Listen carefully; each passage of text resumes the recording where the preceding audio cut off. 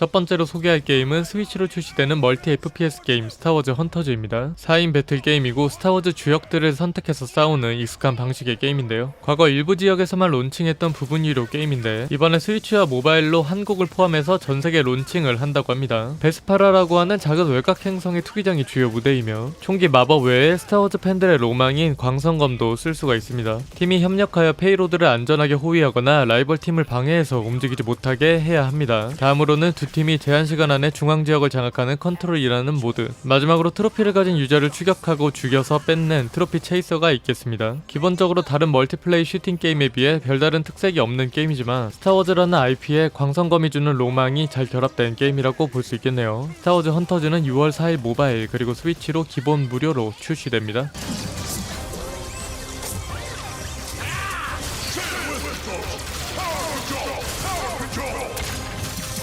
2월 5일 출시하는 다음 게임은 데스티니 가디언즈의 8번째 확장팩 최후의 형체입니다. 데스티니 세계관의 주요 스토리 라인인 빛과 어둠의 전쟁의 최종장이 될 예정이며 사실상 그간의 스토리를 마무리하고 새로운 시작을 알리는 중요한 확장팩이 될 것으로 보입니다. 신규 목적지 참백한 심장에서 유저는 기괴하고 초현실적인 환경을 목격할 수 있으며 플레이어 크기의 약 7배에 달하는 고스트나 모아이 석상 등 광활하고 거대한 것들로 인해 자신의 존재가 매우 작다는 걸 실감할 수 있게 된다고 합니다. 물리에서 태양 속성으로 변경된 붉은 사신이나 다양한 커스텀 옵션에 크보스토브가 복각되었고 장착한 하위 직업의 속성을 자동으로 따라가는 테셀레이션, 사냥법, 소우주 등 신규 경이 무기도 추가될 것으로 보입니다. 그 외에 인게임에서 파티 모집이 가능해졌고 투력 제한도 삭제가 되면서 전 확장팩들에 비해 게임이 좀 더 활발하게 돌아가지 않을까 하는 기대가 되네요. 데스티니 가디언즈 최후의 형체는 6월 5일 스탠다드 기준 55,500원에 판매가 됩니다. 당시엔 몰랐어요.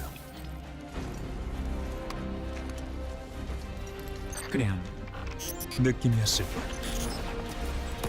6월 8일에는 농작물과 슬라임을 키우고 관리하는 게임 슬라임 렌처2가 출시합니다. 무지갯빛 섬을 탐험하는 베아트릭스 르뷰의 여정을 담은 이 게임은 아구 슬라임이나 통통모카 슬라임 같은 다양하고 독특한 슬라임을 모으고 기를 수 있고 필드를 돌아다니며 진공팩이라는 무기로 자원과 슬라임을 채집할 수 있습니다. 전반적으로 대륙에 흩어져 있는 슬라임들을 채집하고 키우는 데 중점을 두고 있으며 전작보다 좋아진 그래픽과 다양한 신규 슬라임들이 매력적인 게임입니다. 다만 사실상 전작과 똑같은 방식의 그래픽 외에는 달라진 게 없기 때문에 정가를 주기엔 아깝고 유료 DLC 같다는 비판이 줄지어 나오고 있습니다. 전작을 해보지 않았던 유저라면 슬라임을 잡고 농장을 키우는 단순하면서도 강력한 재미를 충분히 느껴볼 수 있는 게임이라고도 할 수 있겠네요. 슬라임 렌처2는 6월 8일 34,800원에 PS5로 출시됩니다.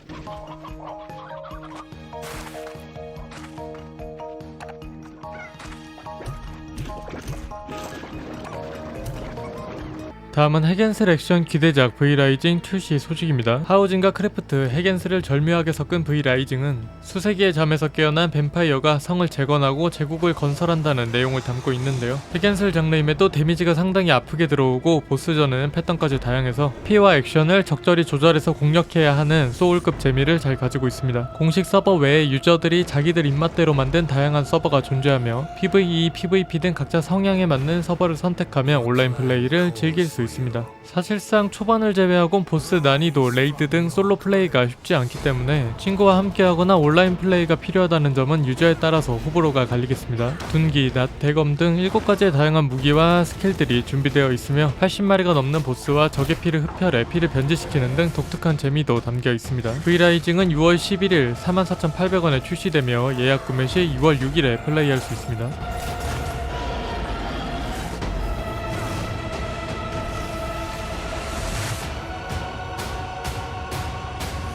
다음 6월 14일에 출시하는 게임은 바로 진 여신전생 5 벤젠스입니다. 진 여신전생 5의 완전판으로 만들어졌으며 맵 고저차, 중간 세이브, 버드뷰 등 전작보다 엄청나게 개선된 편의성 패치는 물론 악마 추가, 전용 스킬, 합체 스킬까지 사실상 전작에서 아쉬웠던 부분들을 전부 깔끔하게 개선해낸 작품이라고 할 수 있겠습니다. 기존 창세의 여신편에 더해서 복수의 여신편이 새롭게 추가되었으며 둘 다 약 80시간에 달하는 볼륨으로 패키지 기본 160시간이라는 어마어마한 풀타임을 자랑합니다. 조인 고등학교 고등학교에서 일어난 터널 붕괴 사건을 계기로 사막화된 도쿄 다하트에 흘러들어간 주인공이 수수께끼의 남자 아오가미와 결합해서 금기의 존재가 되어 악마 신과 싸우게 된다는 이야기로 자신의 신념에 따라 신의 사도 혹은 악마의 사도 그도 아니면 스스로를 믿고 진행할 수 있습니다. 페르소나와는 괴를 달리한 음울함과 학원물임에도 꿈도 미래도 없는 텁텁함이 매력인 게임으로 페르소나만 플레이했던 유저들이 본가는 어떤가 하고 왔다가 깜짝 놀라 도망간다는 게임입니다. 다만 특유의 분위기가 취향에만 맞는다면 사실 이보다 재밌는 게임도 없기 때문에 좀 심오한 분위기 어두운 게임을 즐겨 하신다면 추천드립니다. 진 여신전생 5 벤젠스는 6월 14일 74,800원에 출시될 예정입니다. 相手は悪魔だとヒーローにでもなったつもりか 6월 14일에 출시하는 두 번째 게임은 몬스터 헌터 스토리즈 1+2 합본팩입니다. 이 게임은 몬스터 헌터 시리즈에서 처음으로 시도된 RPG 장르로 과거 2016년 10월 3DS로 출시된 1과 21년 출시된 2를 합쳐서 발매할 예정입니다. 보통 수렵 대상인 몬스터를 동료로 삼아 모험한다는 독특한 설정을 갖고 있으며 헌터와 사실상 교류가 없다는 라이더들 이야기를 잘 살려서 호평을 받았습니다. 전투는 본가 시리즈와 다르게 턴제로 진행되고 파워, 스피드, 테크닉이 맞물려서 상성 싸움을 벌인다고 보면 되겠습니다. 깔끔한 그래픽과 연출, 재미난 전투로 애니메이션이 따로 나올 정도로 흥행했으며 짜임새 있는 스토리도 높은 평가를 받았습니다. 21년에 출시된 2 역시 1의 장점을 잘 이어받아서 만들어졌으며 특히 마을의 모습이나 새로 추가된 몬스터 기술 등 그래픽과 연출에서 한층 강화된 모습을 보여줬고 네르기간테나 이베르카나 등 인기 몬스터들을 다수 추가하는 등 몬스터 종류가 많이 늘었습니다. 전투의 전략성을 전작보다 높이고 운빨 요소를 낮춤으로써 전투의 재미를 더했고 133종에 달하는 몬스터로 잡는 재미도 높였습니다. 다만 스위치 스펙의 한계로 로딩이 너무 길고 프레임 드랍이 나오는 등 아쉬움이 있었는데 이번에 1, 2 합본팩을 구입할 스위치 유저라면 플레이 영상을 보고 참고하셔야 하겠습니다. 몬스터 헌터 스토리즈 1, 2 합본팩은 6월 14일 플스4 스위치로 69,800원에 출시될 예정입니다. 私たちはレドが果たせなかったことをする。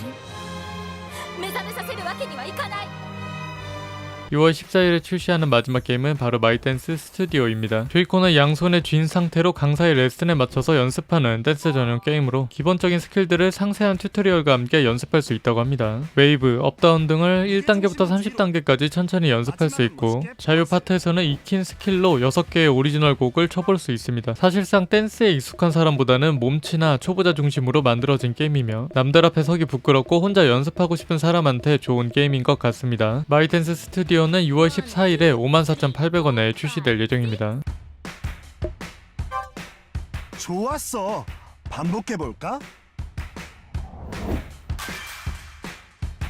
6월 20일 출시되는 초탄정 사건부 레인코드는 기억 상실증에 걸린 유마와 파트너 사시닝이 미해결 사건에 도전한다는 내용을 담고 있습니다. 단간론파 시리즈로 유명한 춘손프트가 제작을 맡았으며 단간론파와 비슷한 시스템을 다소 개량해서 만들었습니다. 이 수수께끼 미궁은 조사 후 마지막 추리를 위해 들어가는 곳으로 상대의 주장을 논파하는 추론 데스매치, 단어를 조합하는 사신장, 위기일발, 위기에 처한 적이 성에 틀어박히면 거대화해서 통째로 성을 부수는 대진격 사신장, 마지막으로 초추리 피날레까지 상당히 다채롭고 개성있는 추리 파트를 보여줍니다. 화려한 연출과 독특한 개성, 무엇보다 한글화로 맛있게 돌아온 타이틀인 만큼 단간론파를 좋아하는 유저라면 추천할 만한 게임이 될 것 같네요. 초탕점 사건부 레인코드는 6월 20일 스위치로 69,800원에 출시될 예정입니다.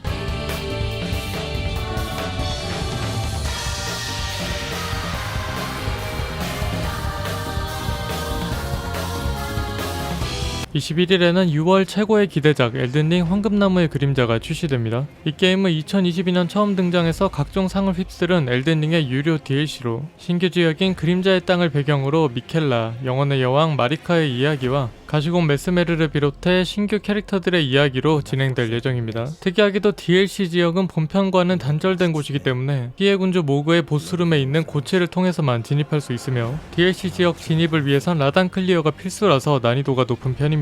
10명 이상의 보스가 등장하고 난이도 자체가 게임 후반부에 필적할 만큼 자비가 없으며 역수, 격투, 투척 단검 등 8종의 새로운 무기들이 등장할 예정입니다. 이번엔 또 어떤 보스들이 유저의 멘탈을 박살낼지 궁금해지네요. 엘든링 황금나무의 그림자는 6월 21일 49,800원에 출시될 예정입니다.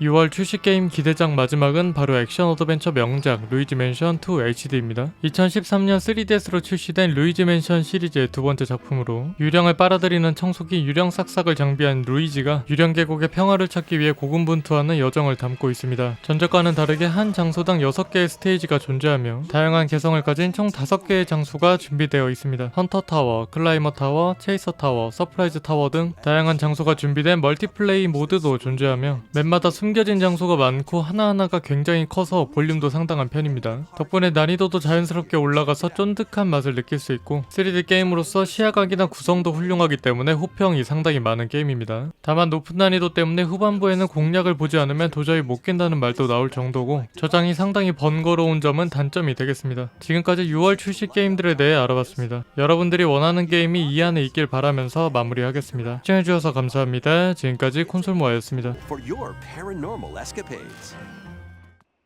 Plus, when you spot a ghost, pop! You can stun them with the strobe bulb, then vacuum them up.